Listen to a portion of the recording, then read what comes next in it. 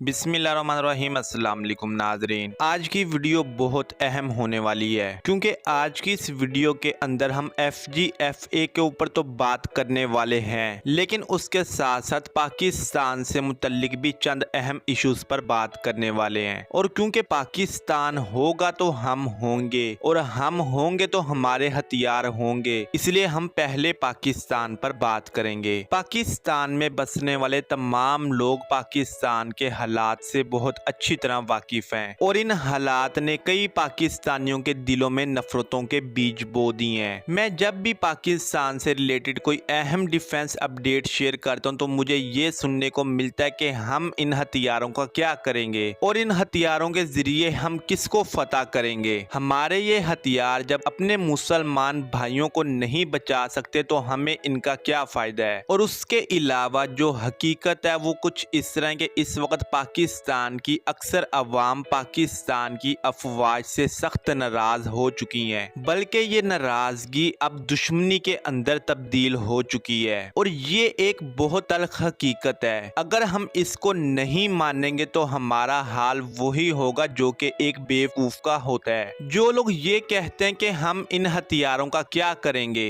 जब ये हथियार हमारे किसी काम के ही नहीं, तो उन लोगों के लिए बस मेरी इतनी सी अर्ज है कि जो हथियार इस वक्त हमारे पास मौजूद हैं वो हमारी प्रॉपर्टी हैं। हम टैक्स पे करते हैं तो अफवाजे पाकिस्तान का बजट बनता है और उस बजट के अंदर से अफवाजे पाकिस्तान हथियार खरीदती है। अगर हम टैक्स पे नहीं करेंगे तो ये अफवाज कहां से जाकर हथियार खरीदेंगी? क्या पाकिस्तान में बसने वाले चंद गंदे अंडों के वालिदे मोहतरम अमेरिका हमें हथियार डोनेट करेंगे? बिल्कुल भी नहीं। हम लोग टैक्स पे करते हैं तो बजट बनता है और उसी बजट के अंदर से आर्मी को हिस्सा दिया जाता है और उसी हिस्से के अंदर से हथियार बनते हैं। यानी पाकिस्तान के पास इस वक्त जितने भी हथियार मौजूद हैं उनके मालिक हम हैं। लेकिन मसला यह है कि हम अपने हकूक के बारे में नहीं जानते, हम अपनी असल ताकत के बारे में नहीं जानते, इसलिए आज तक हम जूते खाते आ रहे हैं। हम दूसरों के सुधरने का इंतजार करते हैं, जबकि हम ये नहीं सोचते कि पहले हमें सुधरना चाहिए, हमें देख के बाकी लोग भी सुधरेंगे। शुरुआत हमें अपने आप से करनी चाहिए। माजरत के साथ हम वो लोग हैं जो ये कहते हैं कि हमारी गली या हमारी सड़क या हमारी सेवरेज लाइन उस सियासी लीडर ने डलवाई और वो सियासी लीडर अपने नाम की तख्ती उस गली, उस सड़क या उस सेवरेज लाइन के ऊपर लगवा देता है और हम ये समझते हैं कि जैसे कि उस बंदे ने अपनी जेब से पैसे खर्च करके ये काम करवाया है, जबकि हकीकत ये कि हमारे ही टैक्स के पैसों से ये सारा काम करवाया गया है और हमारे ऊपर किसी ने ये काम करवा के एहसान नहीं किया। आज आप अपने खिते से निकलें और यूरोपियन कंट्रीज की तरफ एक नजर डालें और वहां पर जाके देखें कि आपको किसी सड़क, किसी गली या किसी और चीज के ऊपर इस तरह की फटियां लगी हुई मिलती हैं और वहां पर ऐसा काम करना एक संगीन जुर्म है। लेकिन क्योंकि हम बेअकल हैं इसलिए हम ऐसी फटियों को लगने देते हैं और उन फटियों, उन तख्तियों को भी हमारे टैक्स के पैसों से बनवाया जाता है। और हम माशाल्लाह वो कौम है कि जब हमारी गली या हमारे घर के आसपास कोई काम हो रहा होता है तो हम वहां पर चोरियां करना शुरू कर देते हैं, उस जगह का मटेरियल गायब करना शुरू कर देते हैं, जबकि हम ये नहीं सोचते कि इसका नुकसान हमें ही हो रहा है। और हमारे इस किरदार की वजह हमारी एजुकेशन है। हमारा एजुकेशन सिस्टम ऐसा है कि जिसके ऊपर गोरा देखकर हंसता है। जो फ्लॉपी डिस्क और माउस आप लोगों के वालिदे मोहतरम ने पढ़ा था आज आप लोग भी उसी को पढ़ रहे होते हैं, जबकि फ्लॉपी डिस्क हम में से शायद ही किसी ने देखी हो। हमें जो पढ़ाना चाहिए, हमें जो दुनिया से मुतल्लिक इल्म देना चाहिए वो हमें मिलता नहीं है, इसलिए हम ऐसे कारनामे सर अंजाम देते हैं। और हम उस मुल्क से ताल्लुक रखते हैं जिसके सियासतदान जब किसी मुल्क के साथ अपनी दोस्ती शुरू करते हैं तो उनका सिलेबस उठाकर हम पर लाकर चिपका देते हैं। अब आते हैं अफवाजे पाकिस्तान की तरफ। अफवाजे पाकिस्तान का पाकिस्तान के अंदर क्या किरदार है हम तमाम लोग बहुत अच्छी तरह जानते हैं। डिक्टेटर्स ने पाकिस्तान के साथ क्या किया ये भी हम बहुत अच्छी तरह जानते हैं। पाकिस्तान में अक्सर लोग इस वक्त आसिम मुनीर को बहुत बुरा शख्स समझते हैं और इस बंदे से शदीद नफरत करते हैं। और इससे पहले जो पाकिस्तान का साबिक आर्मी चीफ था उससे भी अक्सर लोग बहुत सख्त नफरत करते थे और इन्हीं शख्सियात की नफरत के अंदर हम लोग अफवाजे पाकिस्तान को भी बुरा कहते हैं, जबकि हम ये भूल जाते हैं कि ये जो जवान सरहद के ऊपर हमारे लिए कुर्बानियां दे रहा है वो भी हम में से है। और अगर अफसरान सियासत के अंदर या मुल्क के अंदर अमल दखल करें तो उसके अंदर जवान का कोई भी कसूर नहीं है। जवान को अगर पता भी है कि उसका अफसर एक बेगैरत इंसान है तो वो क्या कर सकता है। आप में से अक्सर लोग सरकारी इदारों के मुलाजमीन होंगे और अक्सर लोग प्राइवेट इदारों में काम कर रहे होंगे। क्या आप जिस इदारे के अंदर काम करें उसका जो हेड है, क्या आप उसके खिलाफ कोई एक्शन ले सकते हैं? क्या पुलिस वाले अपने आईजी के खिलाफ कोई एक्शन ले सकते हैं? क्या बैंक ऑफिसर अपने सीईओ के खिलाफ एक्शन ले सकते हैं या वजारत खजाना के खिलाफ एक्शन ले सकते हैं? क्या टीचर हजरात अपने सीईओ या एजुकेशन मिनिस्टर के खिलाफ एक्शन ले सकते हैं? बिल्कुल भी नहीं। तो इसी तरह अगर अफवाज पाकिस्तान के अफसरान गलत करें तो उसके अंदर जवान का क्या कसूर है? वो कुछ भी नहीं उनके खिलाफ कर सकते। मैं नहीं जानता कि आसिम मुनीर एक अच्छा शख्स है या कि एक गलत शख्स है, लेकिन मैं ये जानता हूँ कि जो जवान हमारी सरहदों के ऊपर खड़ा हुआ पहरा दे रहा है वो हमारे लिए वहां पर खड़ा है और वो अपनी जान कुर्बान हमारे लिए कर रहा है। और हमारी जंगी तारीख को आप उठाकर देख लें और मुझे बताएं कि आज तक जंगों के दौरान कौन सा कोर कमांडर मरा है, शहीद हुआ है तो जवान हुआ है, हमारे लिए लड़ा है तो जवान लड़ा है। चाहे किसी भी इदारे का अफसर हो वो अपने ठंडे कैबिन के अंदर से बैठकर सिर्फ कमांड दे रहा होता है। उसको ट्रैवल करने के लिए अलग अलग सहूलियात मुयस्सर होती हैं, लेकिन वहीं उस इदारे के जो वर्कर होते हैं उनको कोई भी सहूलत नहीं दी जाती। बिल्कुल उसी तरह जवान को कोई सहूलत मुयस्सर नहीं है। उनको 2 टाइम की रोटी और यूनिफॉर्म के अलावा कुछ भी नहीं दिया जाता और जो जवानों को क्वार्टर दिया जाता है वो भी बहुत मुश्किल से अलाट होता है। अब अगर जवान फलस्तीन के अंदर जाकर लड़ना चाहे तो वो क्या करे? वो क्या खुद भाग जाए? उसको भी जब तक अफसरान नहीं कहेंगे तब तक वो कुछ भी नहीं कर सकता।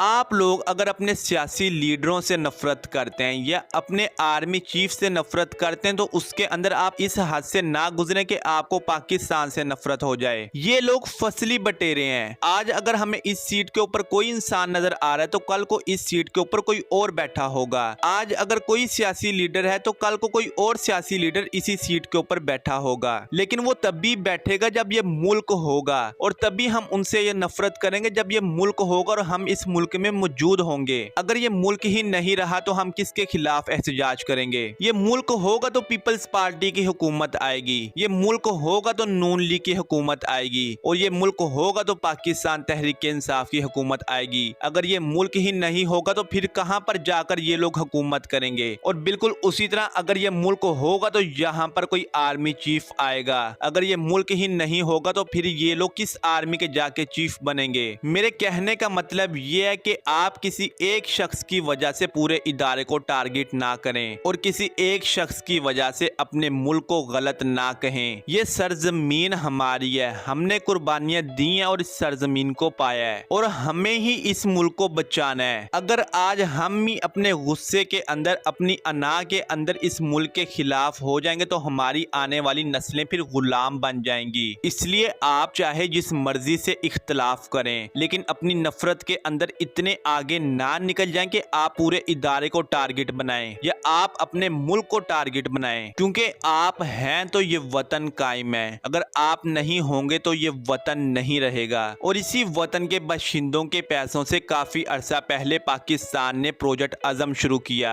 जिसके तहत पाकिस्तान FGFA फाइटर जेट बना रहा था। आज से पहले मैं आपको ये कहता था कि पाकिस्तान एयरफोर्स को चेंगदू J-20 हासिल करना चाहिए और फिर मैंने आपको ये कहा कि Chengdu J-20 fighter jets Pakistan में मौजूद हैं, लेकिन वो पाकिस्तान की प्रॉपर्टी हैं या फिर चाइना की प्रॉपर्टी हैं, इस बारे में मैं कुछ भी नहीं जानता। क्योंकि अक्सर दोस्त मालिक अपने अहम हथियारों को अपने दोस्तों के पास रखवा देते हैं ताकि जब इमरजेंसी हो तो वो वहां से उन हथियारों को चला सकें। चेंगदू J-20 एक बेहतरीन लड़ाका हथियार है और दौरे हाजिर के 5th जनरेशन फाइटर जेट्स में से सबसे बेहतरीन है। हमें अगर किसी लड़ाका हथियारे को बड़ी तादाद के अंदर इंडक्ट करना चाहिए तो वो चेंगदू J-20 होना चाहिए। उसके बाद हम जो TFX कान फाइटर जेट तुर्की के साथ मिलकर बना रहे हैं वो भी एक बेहतरीन लड़ाका हथियार है और वो लड़ाका हथियार F-22 रैप्टर से भी ज्यादा बेहतरीन है। लेकिन इन तमाम लड़ाका हथियारों से ज्यादा बेहतरीन बेहतरीन लड़ाका त्यारा पाकिस्तान खुद बना रहा है, जिसको हम FGFA के नाम से जानते हैं। अब मैं इस लड़ाका त्यारे को क्यों एक बेहतरीन लड़ाका त्यारा कह रहा हूँ, उसके पीछे की वजूहात मैं आपको बता देता हूँ। हमारे सामने जो पाकिस्तान एयरफोर्स के 5th जनरेशन फाइटर जेट्स के डिजाइन मौजूद हैं, उनको अगर हम गौर से देखें तो हमें काफी सारी ऐसी चीजें नजर आती हैं जो कि दौरे हाजिर के 6th जनरेशन फाइटर जेट्स के अंदर हमें नजर आती हैं। 6th जनरेशन फाइटर जेट्स के मॉड्यूल को आप उठाकर देखें और FGFA के मॉड्यूल को आप उठाकर देखें तो हमें काफी सारी ऐसी चीजें नजर आएंगी जो कि एक दूसरे से मुशाहबत रखती हैं। सबसे पहले आप इस लड़ाका त्यारे के नोज कोन के ऊपर एक नजर डालें। आम लड़ाका त्यारों की नोज कोन की शक्ल V शेप होती है, या अक्सर मैं किसी को चिढ़ाने के लिए ये कहता हूँ कि JF-17 थंडर के आगे जो सुई लगी हुई है वो जंग से भरी हुई सुई है, तो उनके आगे जो सुई लगी होती है उसकी शक्ल बिल्कुल इंजेक्शन से मिलती हुई नजर आती है। लेकिन FGFA की जो शक्लो शुबाहत हमारे सामने मौजूद है, उसके अंदर जब हम इसके नोज कोन को देखते हैं तो इसका नोज कोन U शेप का है। और 6th जनरेशन फाइटर जेट्स के जितने भी हमने अब तक मॉड्यूल देखे हैं उन तमाम का नोज कोन भी U शेप का है। उसके अलावा YF-23 का जो नोज कोन है वो भी बिल्कुल U शेप का है। और आप तमाम लोग ये बात बहुत अच्छी तरह जानते हैं कि YF-23 YF-22 से बहुत ज्यादा बेहतरीन था और कई मामलात के अंदर F-22 रैप्टर YF-23 के आगे कुछ भी नहीं है। और ये लड़ाका त्यारा F-22 रैप्टर से भी ज्यादा स्टेल्थ है। इसी वजह से 6th जनरेशन के फाइटर जेट्स के जो हमारे सामने मॉड्यूल आए हैं उनकी शक्लो शुबाहत भी YF-23 से मिलती जुलती है। उसके बाद किसी भी लड़ाका त्यारे का जो एक अहम पार्ट होता है वो होते हैं उसके wings. 5th generation fighter jets के अंदर जितने भी हमने मॉड्यूल देखे उन तमाम के विंग्स डेल्टा विंग थे,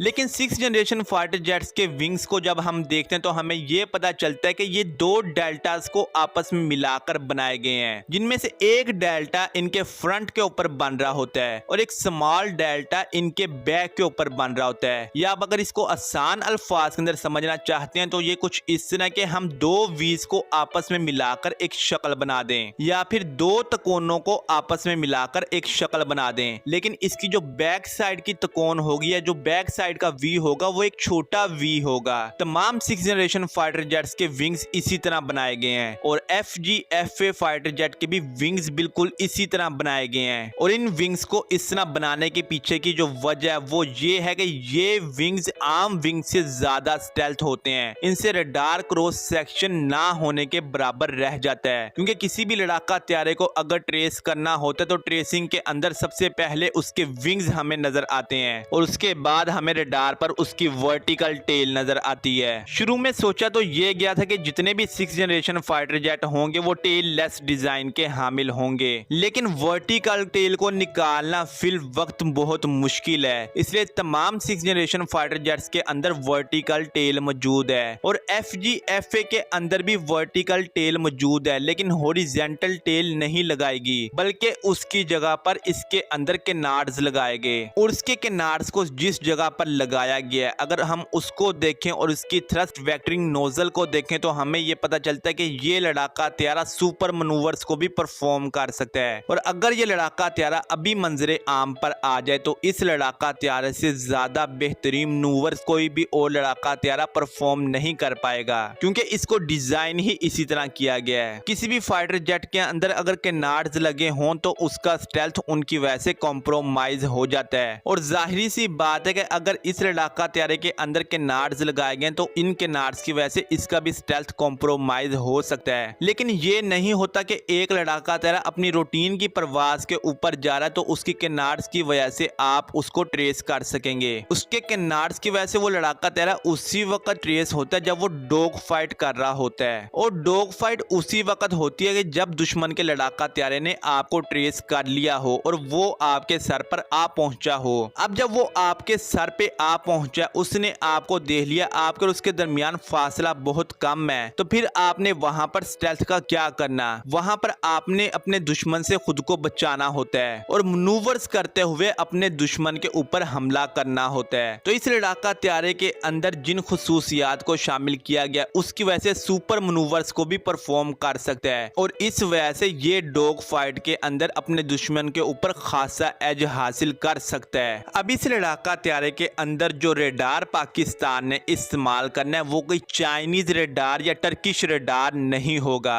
बल्कि पाकिस्तान ने इन दोनों मुमालिक के साथ मिलकर जो काम किया और जो एक्सपीरियंस हासिल किया है उसके जरिए पाकिस्तान इस लड़ाका त्यारे का रेडार खुद मैन्युफैक्चर करेगा। और JF-17 थंडर को जो एक चाइनीज लड़ाका त्यारा कहा जाता है और ये कहा जाता है कि इसके जो मेन कंपोनेंट्स हैं उनको चाइना बनाता है, तो इस लड़ाका त्यारे के अंदर ऐसा बिल्कुल भी नहीं होगा। इसके सारे अहम कंपोनेंट्स पाकिस्तान खुद बनाएगा। सिर्फ एक ही पार्ट पाकिस्तान को किसी दूसरे मुल्क से हासिल करना पड़ेगा और वो होगा इसका इंजन। अब बात आ जाती है कि इस लड़ाका त्यारे का डिजाइन तो बहुत बेहतरीन है, लेकिन इस लड़ाका त्यारे के प्रोजेक्ट के ऊपर खर्च करने के लिए हमारे पास पैसे मौजूद हैं, क्योंकि पाकिस्तान के ज़र मुबादला के जो ज़खायर हैं वो हमारे सामने हैं। लेकिन पाकिस्तान के ज़र मुबादला के ज़खायर के अंदर चाहे पैसे मौजूद हों या ना हो, पाकिस्तान के पास इतना पैसा मौजूद है कि पाकिस्तान इस प्रोजेक्ट को बाआसानी हैंडल कर सकता है। इस प्रोजेक्ट की जो टोटल कॉस्ट अब तक काउंट की गई है वो 5 बिलियन से 7 बिलियन डॉलर है। ये मैं बात करूं पाकिस्तान के 5th जनरेशन फाइटर जेट से मुतल्लिक। जितना काम अब तक हो चुका है उसके अलावा जो कॉस्ट है वो 5 से 7 बिलियन डॉलर है। और पाकिस्तान की फोर्सेस जो इस वक्त काफी ज्यादा इदारों को चला रही है, जिनमें से एक बहुत बड़ा इदारा है फौजी फाउंडेशन, उसके जो रिजर्व्स इस वक्त मौजूद हैं वो कम से कम भी 10 बिलियन डॉलर से ज्यादा हैं। अब बात ये आती कि अगर फौजी फाउंडेशन के रिजर्व्स 10 बिलियन डॉलर से ज्यादा हैं तो वो हमारे बैंक अकाउंट्स के अंदर मौजूद क्यों नहीं है, वो पैसे कहां पर मौजूद हैं? तो उसका जवाब यह कि पाकिस्तान की अक्सर कंपनीज ने दुनिया के कई हिस्सों के अंदर प्रॉपर्टीज खरीद रखी हैं, जिस तरह के PIA की प्रॉपर्टीज अमेरिका के अंदर मौजूद हैं, और इसी तरह पाकिस्तान रेलवे की भी प्रॉपर्टीज अमेरिका के अंदर और दुनिया के दीगर ममालिक के अंदर मौजूद हैं। बिल्कुल उसी तरह फौजी फाउंडेशन की प्रॉपर्टीज भी दुनिया के कई अहम कोनों के अंदर मौजूद हैं, और इस एजेंसी की जानिब से दुनिया के कई प्रोजेक्ट्स के अंदर इन्वेस्टमेंट भी की गई है। फौजी फाउंडेशन कोई छोटा मोटा इदारा नहीं है। पाकिस्तान के अंदर इस वक्त जितनी भी खाद मौजूद है वो तमाम की तमाम फौजी फाउंडेशन बनाता है, और सिर्फ ये खाद पाकिस्तान के अंदर इस्तेमाल नहीं की जाती बल्कि ये खाद पाकिस्तान हिमसाया ममालिक को भी दरामद करता है, और यूरोप के अंदर भी इस खाद की बहुत बड़ी मंडी मौजूद है। वैसे तो इस प्रोजेक्ट के लिए एकदम से ही हमें 5 से 7 बिलियन डॉलर नहीं चाहिए, बल्कि ये एक साथ के अंदर इस प्रोजेक्ट के ऊपर लगाए जाएंगे। लेकिन अगर पाकिस्तान के इदारे चाहें तो एक झटके के अंदर ही इस प्रोजेक्ट के ऊपर पैसे लगा सकते हैं और बाद में इसी प्रोजेक्ट से बहुत ज्यादा पैसे भी कमा सकते हैं, क्योंकि अगर पाकिस्तान इस लड़ाका त्यारे को बनाएगा तो जाहिर सी बात है पाकिस्तान इस लड़ाका त्यारे को फरोख्त भी करेगा,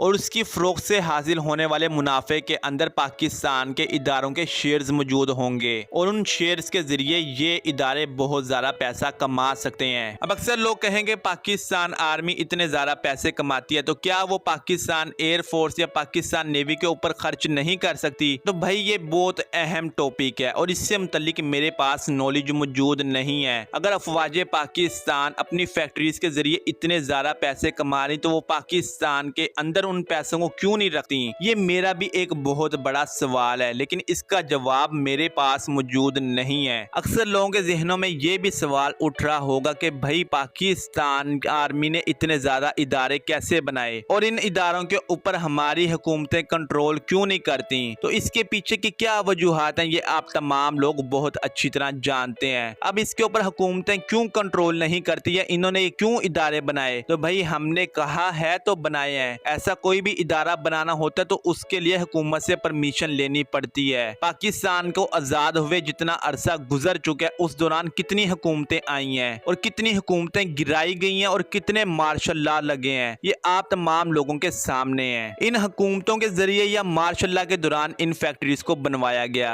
और अब कोई भी इन फैक्ट्रीज की तरफ नजर करता हुआ भी डरता है, और ये एक हकीकत है। लेकिन मैं फिर यही कहूंगा कि इसका मतलब ये नहीं है कि आप अपनी ईंटें उठाकर जवानों के ऊपर बरसाना शुरू कर दें। जिसने जो गलत काम किया है उसका गुनहगार भी वही है, इसलिए आप गुनहगार को टारगेट बनाएं। आप ये मत करें कि आपका दादा हमारी भैंस मार गया था इसलिए हम अब उसका बदला आपके पोते से लेंगे। अब अक्सर लोगों ने मेरी इन बातों से ये अंदाजा लगाया होगा कि शायद मैं आर्मी के खिलाफ हूँ, या जो भी पार्टी इस वक्त आर्मी के खिलाफ चल रही होगी कि मुझे उसके साथ जोड़ देंगे। तो उन तमाम लोगों के लिए अर्ज है कि मैं आर्मी के खिलाफ नहीं हूँ। मैं जवान के साथ कल भी खड़ा था और आज भी खड़ा हूँ और आगे आने वाले वक्त में भी खड़ा रहूंगा। मेरे लिए सबसे अहम पाकिस्तान है और बाद में इसके इदारे और सियासतदान है। जो इदारा, जो सियासतदान इस मुल्क के खिलाफ होगा, मैं उस बंदे के खिलाफ होऊंगा